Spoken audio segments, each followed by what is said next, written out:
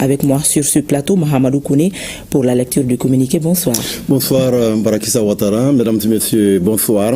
Au chapitre des mesures législatives et réglementaires sur le rapport du ministre de l'Urbanisme, de l'Habitat, des domaines, de l'aménagement du territoire et de la population, le Conseil des ministres a adopté des projets de texte régissant la profession d'architecte. Le traité modifié de l'Union économique et monétaire ouest-africaine prévoit la construction entre États membres d'un marché commun sur la base de la libre circulation des personnes, des biens, des services, des capitaux et des droits d'établissement des personnes exerçant une activité libérale ou salariée. C'est dans ce cadre que la conférence des chefs d'État et de gouvernement tenue à Niamey le 30 mars 2005 a adopté la démarche progressive qui consiste à harmoniser l'exercice des professions libérales au sein de l'espace communautaire. Parmi les corps de métiers retenus pour la première phase de l'opération d'harmonisation figure la profession d'architecte. Pour la mise en œuvre de la dite démarche, le Conseil des ministres de l'Union a adopté le 16 décembre 2005 la directive numéro 07-2005 CM-UEMOA relative à la libre circulation et à l'établissement des architectes ressortissants de l'espace UEMOA et le 26 septembre 2013, la directive numéro 01-2013 CM-UEMOA relative à l'harmonisation des règles régissant la profession d'architecte au sein de l'UEMOA. Pour la transposition de ces directives dans l'ordonnancement juridique interne, il est apparu nécessaire de relire la loi numéro 89-17 ANRM du 1er mars 1989 portant organisation de la profession d'architecte en République du Mali et son décret d'application. Le projet de texte adopté apporte des innovations suivantes.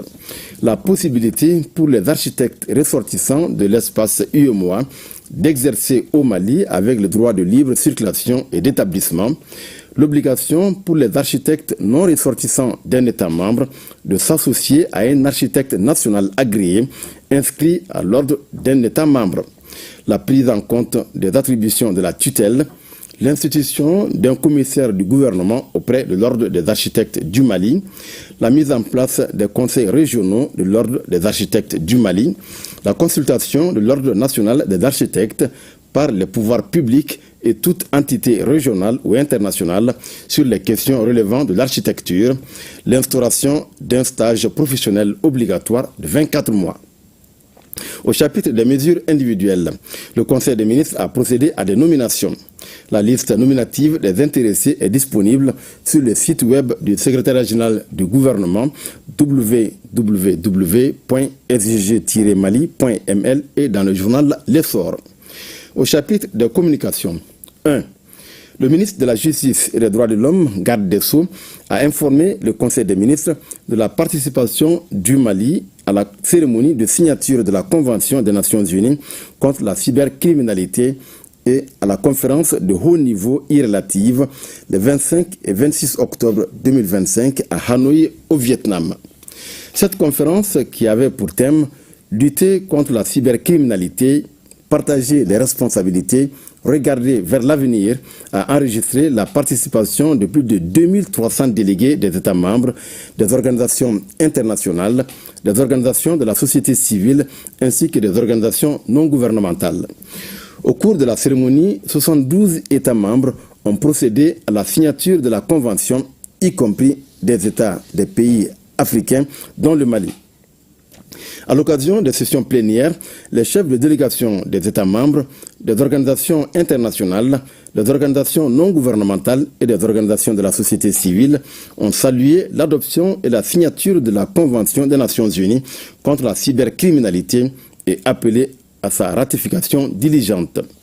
Dans son intervention, le ministre de la Justice et des Droits de l'Homme, garde des Sceaux, a souligné les actions entreprises par le Mali dans le cadre de la lutte contre la cybercriminalité, notamment l'adoption de plusieurs lois dans le domaine de la cybercriminalité et la création du pôle national de lutte contre la cybercriminalité.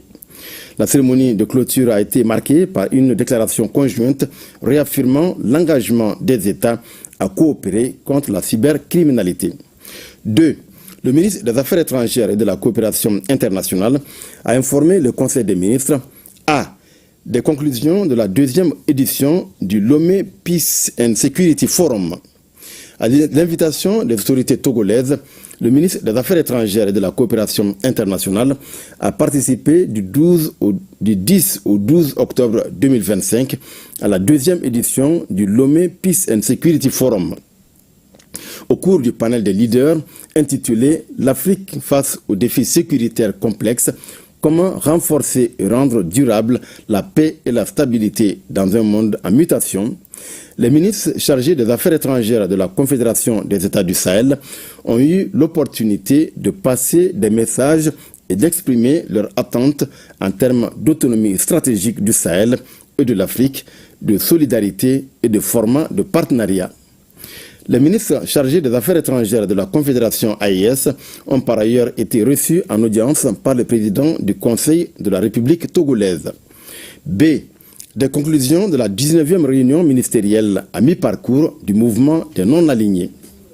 Les ministres chargés des Affaires étrangères des États membres du mouvement des non-alignés ont tenu à Kampala, en Ouganda, les 15 et 16 octobre 2025, la 19e réunion ministérielle à mi-parcours du mouvement des non-alignés autour du thème « Approfondir la coopération pour une prospérité mondiale partagée ».